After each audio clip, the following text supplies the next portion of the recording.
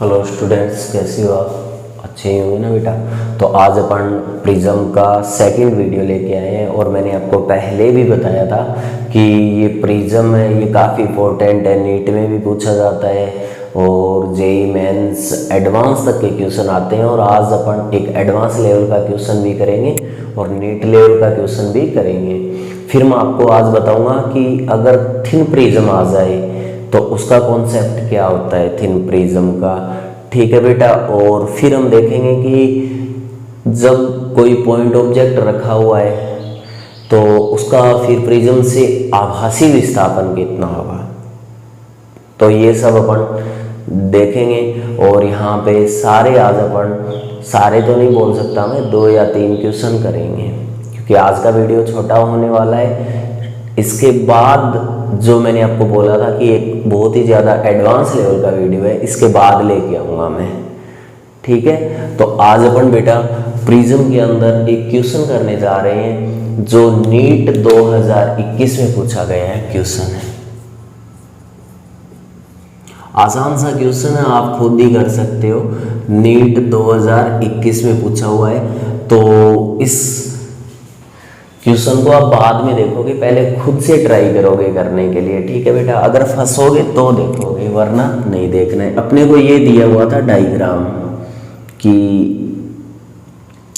हाँ चलो मैं इसको थोड़ा सा ठीक बना दूंगा बेटा। ये लो, अपने को एक डायग्राम दिया हुआ था प्रिज्म का और प्रिज्म दिया था समकोण प्रिज्म।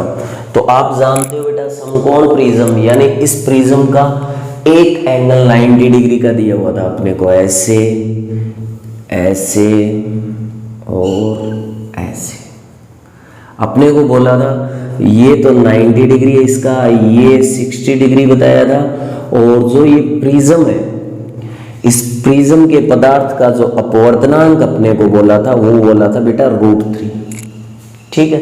और इन्होंने ये बोला था कि इस पृष्ठ पर कोई लाइट ये होंगे ऐसे, और साथ में इन्होंने ये एंगल दिखा दिया था। अब हमें ज्ञात करना था प्रिज्म से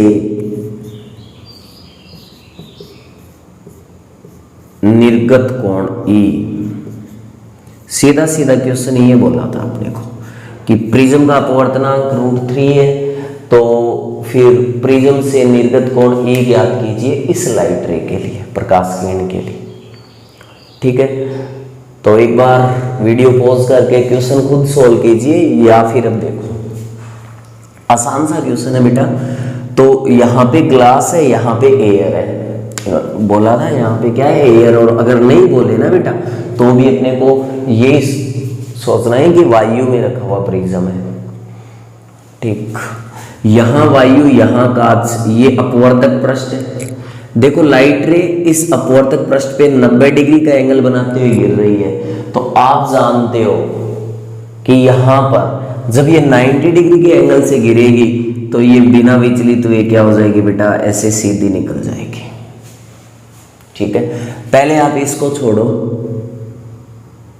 पहले आप ये बताओ ये 90 डिग्री है, देखो ये ट्राइंगल में ये 90 है, ये 60 है, 150, तो ये कितना होगा 30 डिग्री। देखो तीनों का योग 180 है। अब ये लाइट रे 90 डिग्री के एंगल पे गिर रही है तो बिना विचलित हुए ये क्या होगी, सीधी निकलेगी। अब मेरी बात सुनो बेटा कि ये प्रकाश किरण यहाँ पे गिरी है तो यहाँ पे फिर से कांच और वायु है, तो ये अपवर्तक पृष्ठ है और इस बिंदु पे गिरी है तो इसका नॉर्मल बनाओगे तो बेटा ये नॉर्मल इसका यही तो होगा जो इस तय के साथ कितना बना रहा होगा 90। ठीक है। अब देखो ये आपतित किरण है इधर, तो ये I था, ये R1 था, इसको हम बोलते थे R2। बस कोई फर्क नहीं है, पहले लाइट ऐसे गिराते थे, इसने ऐसे गिरा दी, तो I R1 इसको बोलते थे R2। और इस लाइट रे को जाना ऐसे था, देखो यूं जाना था इस लाइट रे को, अगर विचलित नहीं होती तो। लेकिन देखो अब अभिलंबत थोड़ी गिर रही है, तो काच से किस में जा रही है, वायु में, तो वायु में जा रही है तो इस नॉर्मल से ये दूर हटेगी बेटा, तो जाना ऐसे था और ये चली हो गई है ऐसे, अभिलंब से दूर हट गई है, ये देखो। अब ये एंगल है बेटा निर्गत कोण, निर्गत किरण जो अभिलंब के साथ बनाती है, ये ज्ञात करना था अपने को। देखो ये 30 डिग्री है, ये जैसी आई वैसी ही आई है, तो इस पृष्ठ के साथ ये 90 नहीं हुआ क्या रे, ये वाला, ये 90। इस ट्राइंगल को देखो, ये 30 और 90 120, तो ये कितना बचा है, 60 डिग्री नहीं बचा क्या, देख लो 30 60 90 90 180। अब देखो ये पृष्ठ ऐसे इस नॉर्मल के साथ कितना एंगल बना रहा है, ये पृष्ठ इस नॉर्मल के साथ बना रहा है 90 डिग्री बेटा, ये इसके साथ बना रहा है 90, तो ये 60 है, तो फिर ये जो बच गया ये कितना है, 30 डिग्री है। 60 और 30 90 हो गया, ठीक है बेटा। अब देखो इसको पॉइंट आप बोल दो, P पॉइंट बोल दो आप, मर्जी से बोला है। अब P पे अपवर्तन हुआ है, देखो लाइट रे अपने पाथ से विचलित हुई है, तो यहां पर हम स्नेल लो लगा सकते हैं ना बेटा। तो देखो बिंदु किस पर, P पर, स्नेल के नियम से क्या होगा, स्नेल के नियम से क्या होगा बेटा, देखो इससे जा रही है, तो पहले मैं लिख देता हूं इसका अपवर्तनांक n फिर साइन, इसका अपवर्तनांक n साइन फिर R2 आएगा। ये लो स्नेल्स लॉ लगाना तो जानते हो, मैंने काफी बार बताया आपको। एयर का अपवर्तनांक 1 है, तो एयर का 1 फिर बेटा साइन, तो देखो n sine R2 1 sine E, इसका अपवर्तनांक तो ये एंगल E। अब मान रख दो n की जगह कितना है, √3, तो यहां पे रखा बेटा मैंने √3, फिर क्या आया इधर साइन R2 R2 तो अपने पास है ना, ये रहा R2 कितना है 30, तो ये रहा 30 डिग्री, और इधर 1 इंटू साइन E क्या आ जाएगा बेटा, साइन E। साइन 30 का मान आप जानते हो, ये कितना है √3, ये कितना होता है 1/2, क्या आया बेटा साइन E। साइन 30 का मान ये कितना हुआ √3/2 is equal sine E। Sine theta का मान √3/2 कब होता है 60 डिग्री पे, तो साइन 60 √3/2, यहां से E कितना आया बेटा 60 डिग्री।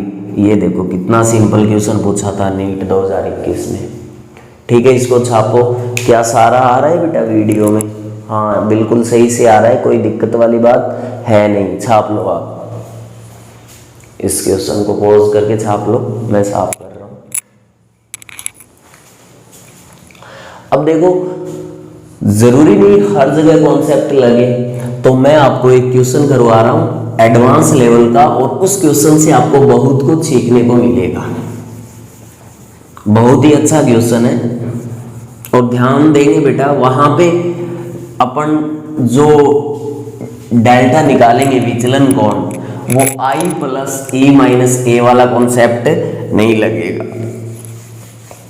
और IIT एडवांस में ऐसे ही क्वेश्चन आते हैं, तो आपके बेसिक क्लियर होना चाहिए, बेसिक के बगैर कुछ नहीं है, ठीक है बेटा। तो बेसिक तो आपको आना ही चाहिए, इंपॉर्टेंस वही रखता है, क्योंकि अच्छे लेवल के क्वेश्चन बनेंगे ना बेटा, वो डायरेक्ट कॉन्सेप्ट से नहीं होंगे, डायरेक्ट फॉर्मूले से भी नहीं होंगे, तो अपना बेसिक क्लियर होना चाहिए। क्योंकि आप जानते हो बेटा डेल्टा क्या होता है, I + E - A ये होता है, ठीक है। लेकिन जरूरी नहीं हर टाइम इससे सवाल बने, ठीक है। तो मैं आपको एक अच्छा सा सवाल करवाता हूं, एडवांस लेवल का है। देखो आपके पास एक पतला प्रिज्म है, थिन नहीं है, थिन का मतलब तो बहुत पतला हो गया, तो आपके पास क्या एक पतला प्रिज्म है, देखो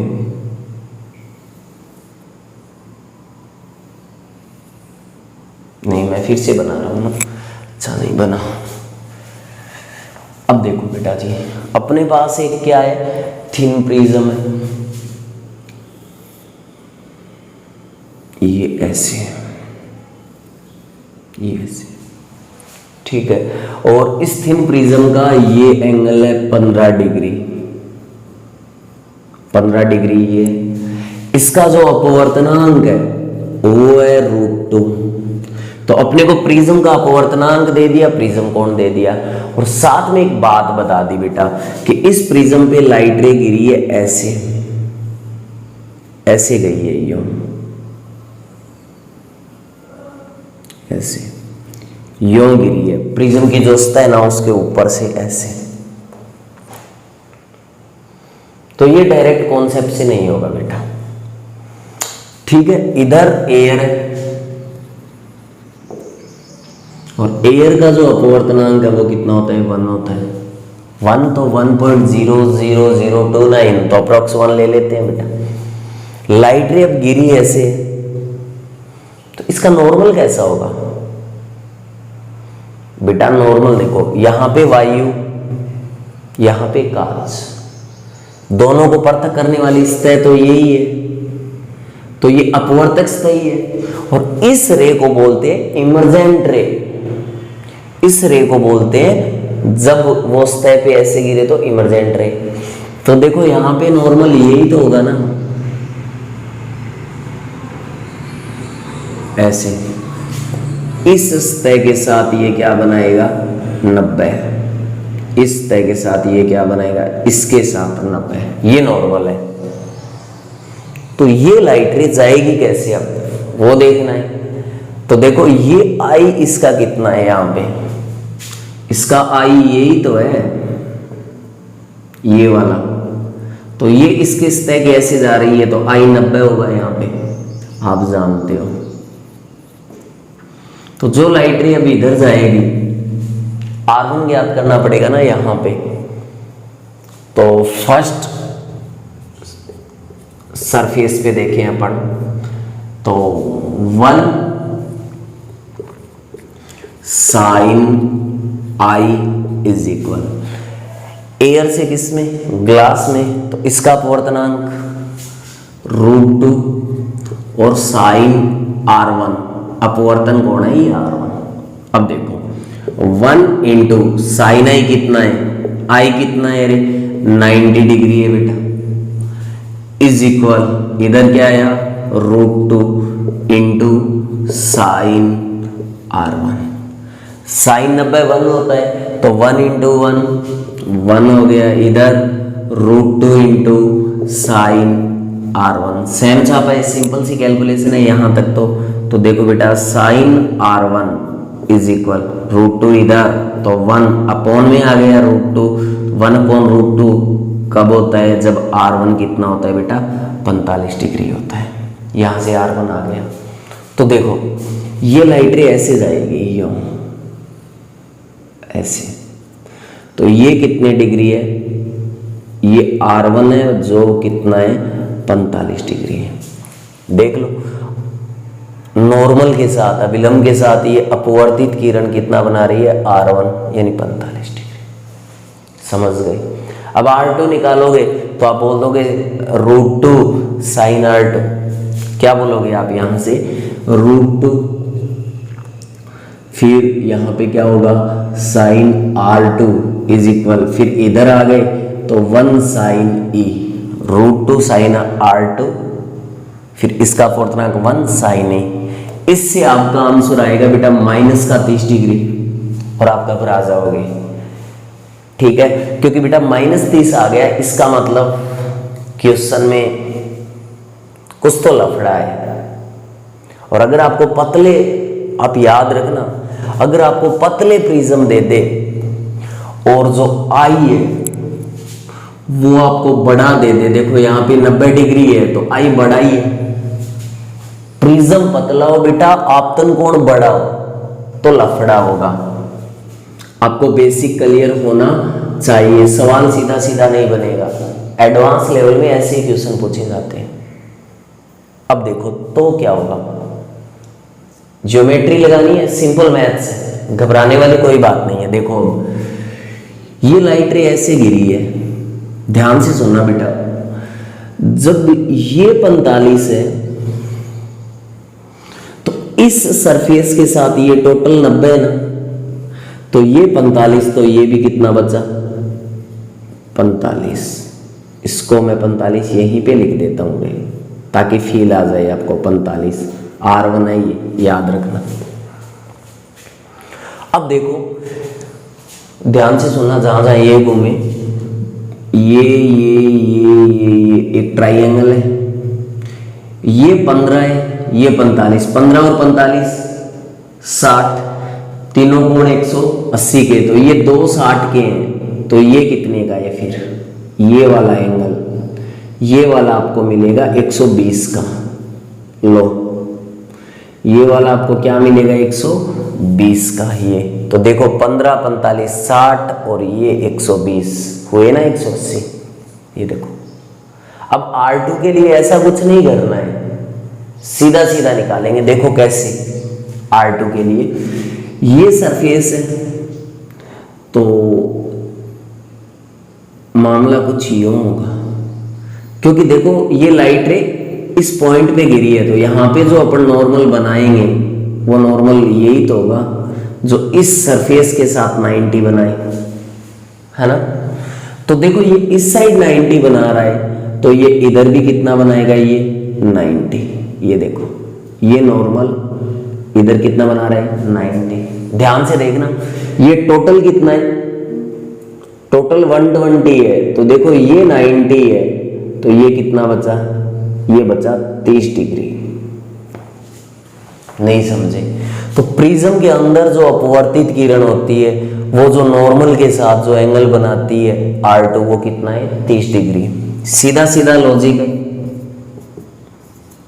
हमें अपवर्तन का नियम लगाने, स्नेल का नियम लगाने की जरूरत नहीं थी। देख लो इस तरह से ये नॉर्मल खींचेंगे तो ये 90, तो इस साइड भी 90, ये टोटल 120 है, तो ये 90, तो ये बचा कितना फिर 30, क्योंकि 90 और 30 तो 120 होता है। अब इसको हटा दो यहां से, इसको हटा दो, ये लो, ये नॉर्मल हुआ। अब देखो ये जो लाइट रे है, इस लाइट रे को ऐसे जाना था कि नहीं?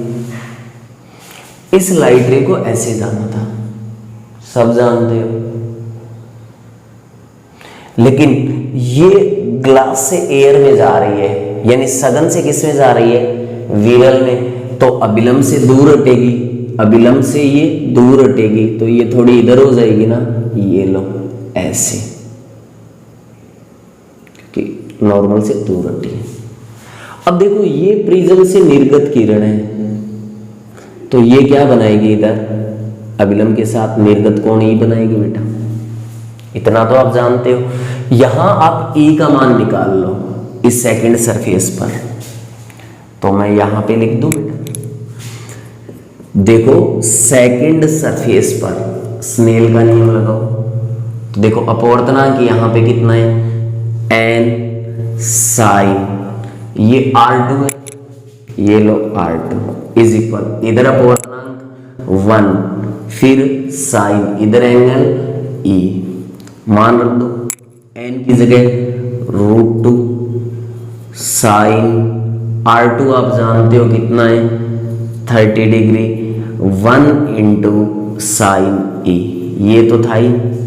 अब देखो साइन 30 कितना होता है 1/2, तो ये √2 इंटू ये 1/2, 2 का मतलब जो बायो के बच्चे देख रहे हैं देख लेना, 2 को ऐसे लिख सकता हूँ ना, √2 इंटू √2, और इधर क्या आएगा साइन ए, एक √2 से एक √2 गया, क्योंकि 2 को ऐसे लिख सकते हैं, तो यहाँ पे बचा बेटा 1/√2 is equal sine E. Sine 45 का मान 1/√2 होता है, तो यहाँ से ई कितना आ गया आपका 45 डिग्री, यानी ई आपका आ गया कितना बेटा 45 डिग्री, आपके पास ये आ गया। अब आप बोलोगे सर आपके पास आई है, आपके पास ई है और आपके पास ए है, तो आई रखो, ई रखो और माइनस का ए रखो, I 90 है, E 45 है और A 15 है, क्योंकि इस पृष्ठ पे गिरी है, इससे निकली है तो ये 15 है। यही तो सोच रहे हो? नहीं, ये इससे नहीं होगा, यही तो मैंने बोला है। अगर प्रिज्म पतला है और आपतन कोण बड़ा है तो सीधा फॉर्मूला नहीं लगेगा बेटा, वहां बेसिक से काम लेंगे, यानी प्रिज्म पे अपने को पीएचडी करनी पड़ेगी फिर।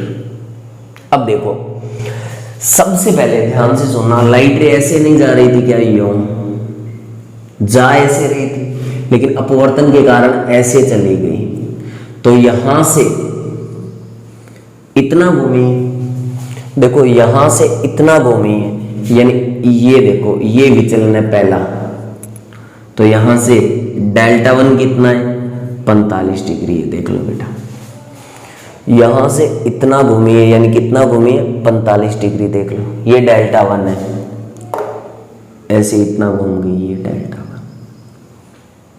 ठीक है, जिसने मेरा डेरिवेशन पढ़ा था डेल्टा वाला उसको पता है। अब देखो ये लाइट रे, हाँ जो पहले प्रिज्म वाली क्लास देखनी जरूरी है बेटा आपको। देखो ये लाइट रे ऐसे गिरी, तो इस लाइट रे को जाना ऐसे था, देखो इस लाइट रे को जाना, हाँ एक बार ये मेरी बात सुनो, ये ऐसे जा रही थी, ऐसे जाते जाते फिर यूं चली गई, यानी इतना विचलन है, इस साइड है, तो बेटा क्लॉकवाइज, समझ गए। अब इधर देखो, इस लाइट रे को जाना ऐसे था और ऊपर चली गई, यानी इसका विचलन कोण ये नहीं है क्या, देखो जाना ऐसे था, इधर चली गई, तो इसका विचलन ये, तो ये तो ऐसे घूमी थी क्लॉकवाइज, ये कैसे घूमी है, एंटी क्लॉकवाइज। ये डेल्टा 2 नहीं है क्या, ये डेल्टा 1 और ये क्या है बेटा, डेल्टा 2। डेल्टा 2 कितना है यहाँ पे, सीधा सा है। सुनो, ये लाइन आपने देखी है और ये लाइन भी आपने देखी है, ये 30 है, देख लो R2, तो ये भी कितना होगा, 30। ये 30 है तो ये भी 30 होगा। ये कंप्लीट कितना है, 45, तो ये 30 है, तो ये बचा कितना फिर, 15 डिग्री। तो डेल्टा 2 कितना बचा है, 15 डिग्री। बस फर्क इतना है कि ये 15 डिग्री क्या है बेटा, एंटी क्लॉकवाइज है, एंटी क्लॉकवाइज है ना, ये हो गया। अब आपको विचलन निकालना है, तो डेल्टा क्या होता है रे, डेल्टा 1 प्लस डेल्टा 2 होता है बेटा। तो यहां से डेल्टा क्या आएगा, डेल्टा 1 कितना है, 45 डिग्री क्लॉकवाइज है और 15 डिग्री एंटी क्लॉकवाइज है, तो घटेगा ना ये, क्योंकि एक क्लॉकवाइज है एक एंटी क्लॉकवाइज, तो कितना आया, 30 डिग्री, और ज्यादा कौन सा था, क्लॉकवाइज, तो 30 डिग्री क्लॉकवाइज। इस टाइप में क्वेश्चन आते हैं एडवांस लेवल में। मैं बार बार बोल रहा हूं बेटा, अगर प्रिज्म पतला हो और आई बड़ा है तो पीएचडी प्रिज्म पर करनी ही पड़ेगी आपको। ठीक है, इसको छाप लो, क्या ये कंप्लीट छप चुका है, हाँ पूरा दिखाई दे रहा है ना बेटा। अब देखो अपने यहाँ पे इतना तो हुआ रे। अब मैं आपको बता देता हूँ, आप पढ़ेंगे थिन प्रिज्म, हाँ ये पतला जरूर है लेकिन बहुत पतला इसको नहीं बोलेंगे, तो बहुत पतला फिर किसको बोलेंगे, अभी बता देता हूं बेटा। और उस थिन प्रिज्म में हम केस लेंगे सामान्य, हम चर्चा करेंगे सामान्य केस पे कि कैसा मामला है, क्या नहीं है। ठीक है, तो घबराने वाली कोई बात नहीं है। हाँ इस बार मैंने नहीं बोला ना आपको कि छाप लो, क्योंकि अब तो आप समझदार हो गए हो बेटा, पोज करके छाप लिया होगा ना आपने, ऐसा मैं मान के चल रहा हूँ। तो ये माइनस में आया, माइनस में नहीं लेना है, ज्योमेट्री से ले लिया ताकि कोई दिक्कत इसमें ना हो बेटा। ठीक है, अब देखो जब बात करते हैं अपन किसकी, हम बात करते हैं थिन प्रिज्म की, है ना। आज का वीडियो थोड़ा छोटा बनाना पड़ेगा ना बेटा, क्योंकि गर्मी बढ़ चुकी है, सुबह के 5:30 बज चुके होंगे शायद, या बजने वाले होंगे। तो देखो मामला थिन प्रिज्म का है। अब देखो ये अब ध्यान से देखना, यहां पे लाइट ऐसे जा रही है, फिर ये, फिर ऊपर। प्रिज्म का जो आपने सामान्य केस देखा था वो ऐसा नहीं था क्या रे, सामान्य केस। लाइट गई ऐसे, ये नॉर्मल, ये आई, ये R1, फिर ये R2, फिर इधर गई ये E था, देखा था कि नहीं? इसको बोलते हैं सामान्य केस। ठीक है, तो पतले प्रिज्म के लिए हम सामान्य केस की बात करते हैं। थिन प्रिज्म के लिए ऐसा लफड़ा अपने को नहीं करना, और वैसा लफड़ा तब होता है जब आपतन कोण अपन बढ़ा लेते हैं। आपतन कोण अपन क्या लेते हैं बेटा? बढ़ा लेते हैं। लेकिन आज अपने को क्या देखना है? सामान्य केस देखना है। तो ये जो प्रिज्म कोण है, ये वाला, ये 0 डिग्री से लेकर 4 डिग्री 5 डिग्री तक मानते हैं इसको, 6 तक भी मान लेते हैं थिन प्रिज्म। यानी जब प्रिज्म कोण 4 डिग्री हो, 5 डिग्री हो, 2 डिग्री हो, तो वो थिन प्रिज्म है। सामान्य केस के लिए आई को क्या लेंगे बेटा? स्मॉल लेंगे। आई छोटा लेना पड़ेगा। देख लो, कोई लाइट रे ऐसे गई है बेटा, ठीक है, इसका नॉर्मल कैसा होगा रे? ऐसा होगा, ये नॉर्मल है इसका, तो ये आई और भी छोटा है। यानी जो लाइट रे है, ये वाले जो आपतित किरण है, ये इसको क्या लेना पड़ेगा? पैराक्सियल लेना पड़ेगा। इसको पैराक्सियल लेंगे, इसके बिल्कुल पास लेंगे, ताकि आई क्या हो जाए बेटा? छोटा हो जाए। और आई छोटा होगा तभी जनरल केस लगेगा, वरना ये मैं बार बार बोल रहा हूं बेटा, ध्यान से सुनो, तब भी ये छोटा लिया गया है। जनरल केस पढ़ रहे हैं। और हाँ, सवाल जनरल केस पे ही आते हैं। अगर थिन प्रिज्म की बात होगी तो ज्यादा ऐसा मैटर वो नहीं देगा, एडवांस लेवल में भी सीधा सीधा उठेगा। और अगर ज्यादा एडवांस दे दे तो अपने को कॉन्सेप्ट क्लियर है, बेसिक क्लियर है, तो अपन आराम से कर सकते हैं बेटा। अब ध्यान से सुनो, इस लाइट रे को जाना है सीधा, लेकिन देखो ये एयर से ग्लास में जा रही है, तो ये लो। अब सीधी सी बात है बेटा, एयर से ग्लास यानी विरल से सघन, जब लाइट रे विरल से सघन में जाती है तो आई बड़ा होता है R से, आप जानते हो। अब I छोटा है तो बेटा ये R1 तो और भी छोटा है ना रे, R1 तो क्या है? और भी छोटा है। I is small, R1 is small, ये तो इससे भी छोटा है। फिर इधर देखो, हम बात करें R2 की, तो R2 तो देखने से ही पता चल रहा है कि R2 तो और भी छोटा है, देख लो।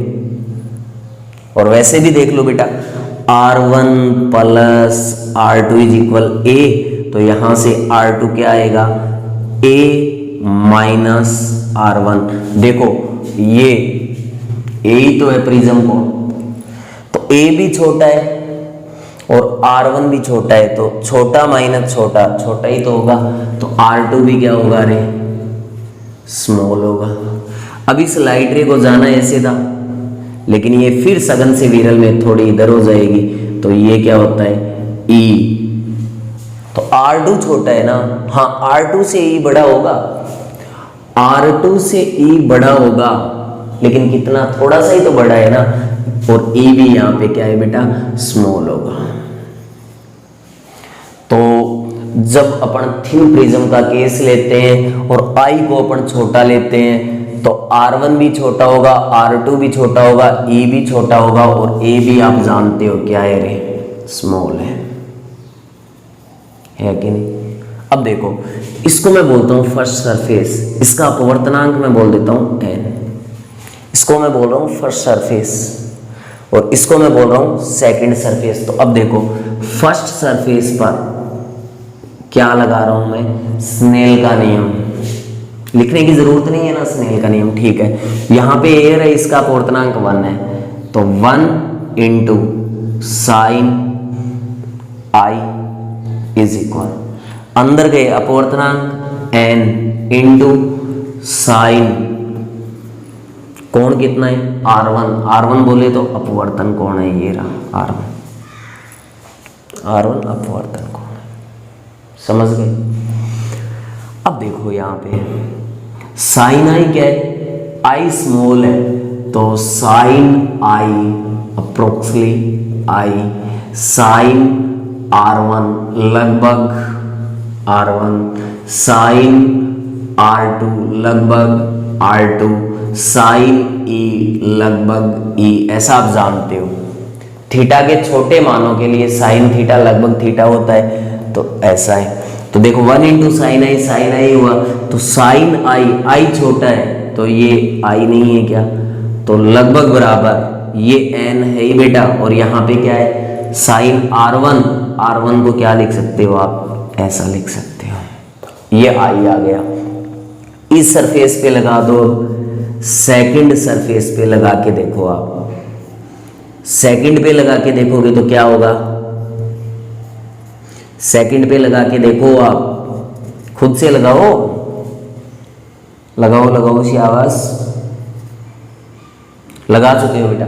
देखो सेकंड में यहां से यहां, तो पहले अपवर्तनांक ये n इंटू साइन, इसके साथ ये होगा तो ये क्या होगा R2 इज इक्वल, इससे इसमें गया है तो यहाँ एयर अपवर्तनांक 1 इंटू स्नेल्स लॉ तो लगाना आना ही चाहिए बेटा, sine E n sine R2 1 sine E, ये अब देखो साइन R2 लगभग R2 के बराबर, साइन E लगभग E के बराबर है, तो इधर देख लो n R2, क्योंकि साइन R2 लगभग R2 1 इंटू साइन E और साइन E लगभग बराबर E, ये देखो ये यही तो कॉन्सेप्ट काम में लिए R2 ये।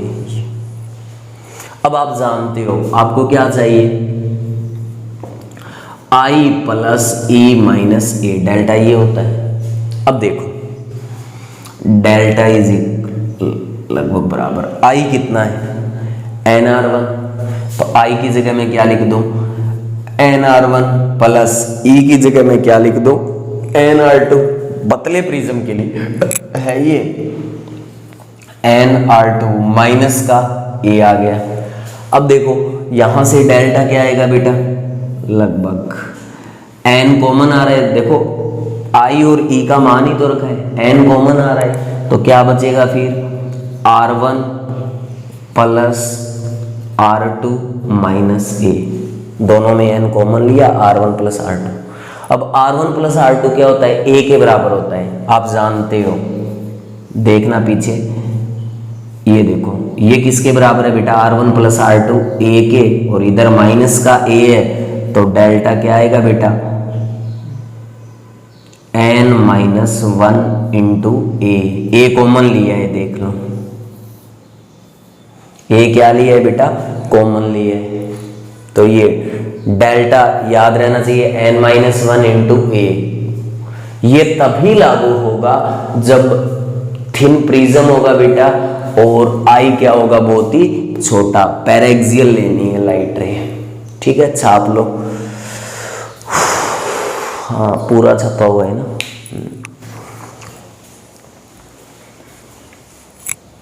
अब देखो पॉज करके छाप लिया। अब देखो बेटा, अगर आपको थिन प्रिज्म का कोई भी सवाल देते हैं और आपको बोल दे कि A का मान बता दे, आपको 2 डिग्री है, आपको बोले जब प्रिज्म कोण 2 डिग्री है, पहले ही मैं बता देता हूँ फिर मैं साफ करने वाला हूँ इसको फिर से। A कितना है, 2 डिग्री बोल दिया। आपको बोल दिया प्रिज्म का अपवर्तनांक 1.5 है, एयर में रखा है, तो आप डेल्टा निकालो बेटा। कैसे आएगा डेल्टा, डेल्टा ऐसे आएगा बेटा n माइनस 1 इंटू A। तो यहां से डेल्टा क्या आएगा, देखो n कितना है 1.5, मान ही तो रखना है, सिंपल सा सवाल है। n की जगह ये माइनस का 1.5 माइनस 1 इंटू A कितना है 2, तो क्या आएगा 1.5 माइनस 1 0.5 इंटू 2, यानी डेल्टा यहाँ पे क्या आएगा 1 डिग्री। ऐसा सवाल आ जाए कर दोगे आप, कोई दिक्कत वाली बात नहीं है। अब देखो जो पतला प्रिज्म होता है, ठीक है ना, उसमें आप विचलन कैसे दर्शाते हो, मैं बता देता हूं आपको। जैसे ये थिन प्रिज्म है ऐसे वाला, तो इसमें अगर लाइट रे बेटा ऐसे जा रही है तो निर्गत किरण आप ऐसे दर्शा देना, देखो हाँ मैं मानता हूं कि यहाँ पतला प्रिज्म था, लाइट रे फिर एक बार यहाँ पे मुड़ी, फिर एक बार यहाँ पे मुड़ी, हाँ ऐसा होता है। लेकिन जब ये प्रिज्म पतला हो 0 डिग्री से 4-5 डिग्री तक, बिल्कुल ऐसे हो पतला ऐसे, तो जो लाइट रे यहाँ और यहाँ 2 बार अपवर्तन दिखा रहे थे हम, तो सीधा ऐसे मोड़ दो ना, कोई फर्क नहीं पड़ता, आसानी रहती है इसमें। और पतले प्रिज्म में हम जो रे डायग्राम बनाते हैं वो ऐसा ही बनाते हैं, 2 बार अपवर्तन नहीं दिखाते। क्यों? क्योंकि प्रिज्म पतला है, तो ये सरफेस और ये सरफेस, ये और ये दोनों सरफेस बहुत ही पास पास हैं, तो 2 बार अपवर्तन दिखाएंगे तो थोड़ा मामला खतरनाक होगा। अब इस लाइट रे को जाना कैसे था बेटा? ऐसे था, ऐसे जाना था, और निर्गत किरण ये थी, तो विचलन तो ये था ना रे, ऐसे डेल्टा, कहाँ? क्लॉकवाइज देखो, ठीक है, डेल्टा। अब अभी अभी आपने देखा है पतले प्रिज्म के लिए यानी थिन प्रिज्म के लिए क्या होता है, n-1 इंटू ए, तो n की जगह मैं लिख रहा हूं np अपॉन ns -1 इंटू ए। अब आप बोलोगे सर ये क्या है? देखो यहाँ पे n क्या था? प्रिज्म का अपवर्तनांक, यहाँ पे np, ये भी तो प्रिज्म का अपवर्तनांक है। ये केस वो था जब हमने एयर लिया था यहाँ पे, तो यहाँ ये सराउंडिंग है का अपवर्तनांक ns है, तो n अपॉन सराउंडिंग का अपवर्तनांक, सराउंडिंग में यहाँ पे एयर था तो ये 1 था, तो np अपॉन 1 np था, ठीक है। बाकी अपन लिखेंगे ऐसे बेटा ns। अब प्रिज्म को चाहे आप वाटर वगैरह कहीं पे भी रख दो, मेरी बात समझ पा रहे हो? यहाँ पे मैंने 1 क्यों नहीं लिखा? क्योंकि n अपॉन 1 तो n ही होता है, लेकिन यहाँ पे np अपॉन ns यानी मीडियम, जिस मीडियम में रखा है, समझ रहे हो मेरी बात? ठीक है बेटा, ये था। तो पतले प्रिज्म में हम अपवर्तन ऐसे दिखाते हैं, ठीक है। अब देखो, हाँ छाप लो पॉज करके। अब लास्ट टॉपिक आज का, फिर जो मैंने बोला था ना ग्राफ से भी क्वेश्चन आते हैं और प्रिज्म की एक साइड ऐसे ऐसे ऐसे यहाँ पे पॉलिश कर देते हैं, तो वो एक नया वीडियो बनाएंगे। और हाँ वो वीडियो मैंने बोला था कि बड़ा लेक्चर होगा, कम से कम 3-3.5 घंटे तक भी जा सकता है वो, क्योंकि उसमें मैं आपको बहुत अच्छे अच्छे सवाल करवाऊंगा, ठीक है। तो और बेटा साथ में अपने किसी एक्स्ट्रा कॉपी में ये नोट्स बना के रखना। अब देखो, अब हमें देखना है प्रिज्म से आभासी विस्थापन किसका रे? वस्तु का, ऑब्जेक्ट का। और कौन से प्रिज्म से? थिन प्रिज्म से, ठीक है ना बेटा? देखो ध्यान से,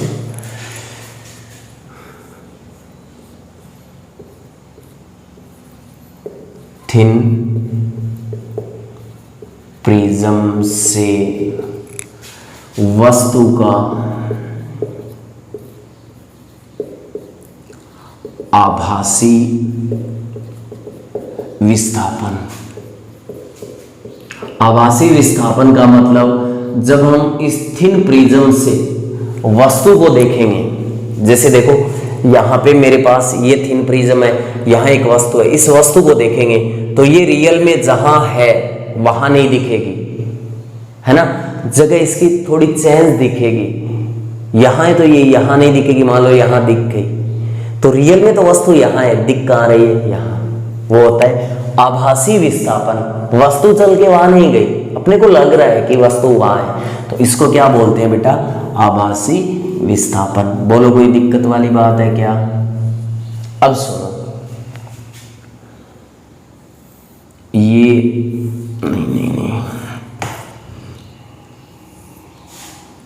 रुको 1 मिनट, पतला प्रिज्म बना लेता हूं ना मैं, तभी तो फील आएगा ना बेटा, जब हम क्या बनाएं? थिन प्रिज्म बनाएं।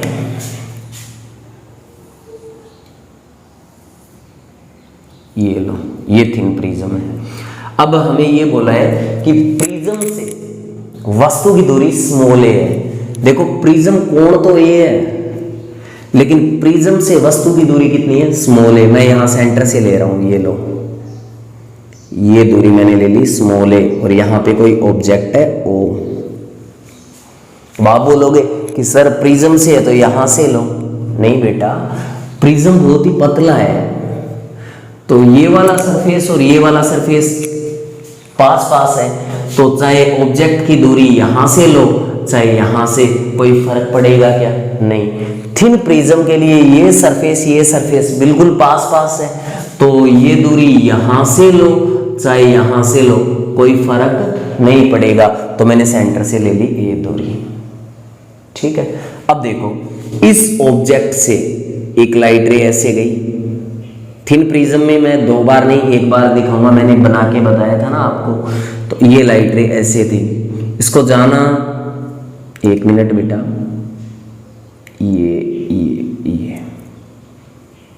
ये लाइट रे ऐसे थी, इस लाइट रे को जाना ऐसे था बेटा, और ये लाइट रे चली ऐसे गई, समझ पा रहे हो। इसको जाना ऐसे था लेकिन अपवर्तन के कारण ऐसे हो गई। ये इसका क्या है, विचलन कोण है, डेल्टा। अब एक लाइट रे और देखो, एक लाइट रे यहां से यहां चली गई, एक लाइट रे यहां से यहां चली गई, यूं। अब ये लाइट रे ऐसे चली गई, इसको जाना ऐसे था। यहां आपकी आंख है बेटा जी, ये लो, आप देख पा रहे हो आराम से, कोई दिक्कत वाली बात नहीं है, ये लो। अब देखो, रियल में वस्तु यहां है, ये लाइट रे यहां अपवर्तन के कारण ऐसे यहां मिलेगी नहीं, इसको क्या करो, पीछे की ओर लेके जाओ, ऐसे ऐसे पीछे की ओर बढ़ाओ, यहां पे प्रतीत हो रही है। आपको क्या लग रहा है, रियल में तो लाइट इस ऑब्जेक्ट से आ रही है, लेकिन प्रिज्म ने इस लाइट को मोड़ दिया, तो आपको क्या लगेगा कि ये लाइट पीछे से यहां से आ रही है, तो ये जो ऑब्जेक्ट है वो यहां दिखेगा, यानी इसकी इमेज यहां बनेगी। नहीं समझे, रियल में तो लाइट बेटा यहां से आ रही है, देखो यूं, लेकिन इस अपवर्तन के कारण इस आदमी को लगेगा कि लाइट रे कहां से आ रही है, यहां से, पीछे की ओर बढ़ा के देखो, यानी इसका प्रतिबिंब यहां बनेगा।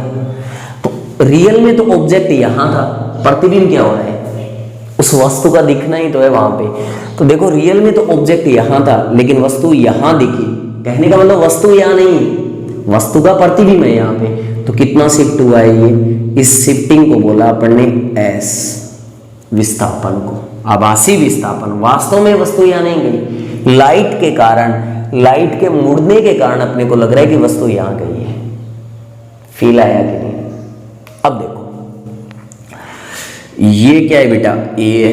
अब मेरी बात सुनना, ये लाइट रे ऐसे नहीं, देखो एक तो ये देखना और ये देखना, ये डेल्टा है तो ये भी कितना होगा, डेल्टा होगा ये, क्योंकि ये जितना उतना ये होगा।